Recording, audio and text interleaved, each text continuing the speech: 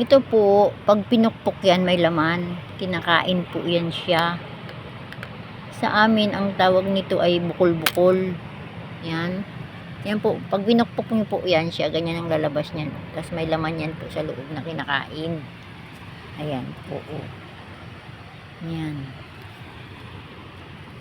May laman yan siya dyan. Try natin maghanap ng pamukpok para mabuksan natin siya. Yan ang dami niya, oh.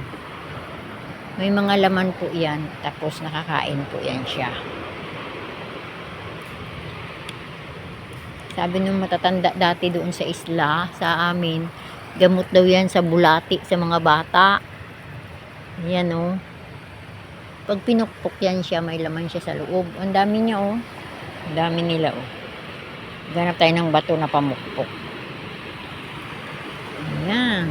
Nandito ako sa Kabatuan, na kung saan maraming, ang tawag sa amin to bukol-bukol eh, nung maliit pa ako eh. Ayan, oh. Nakakain ako niyan nung maliit pa ako.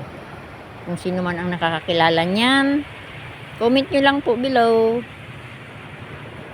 Dito po yan siya nabubuhay, nakadikit siya sa mga bato.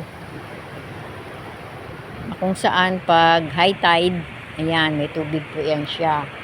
Ganyan siya, pag low tide, nakalutang sila lahat kasi nakalagay sila sa bato. Ay, hindi nakalutang, I mean nakalabas. Ayan. Ayan ang mga itsura nila. Ganyan.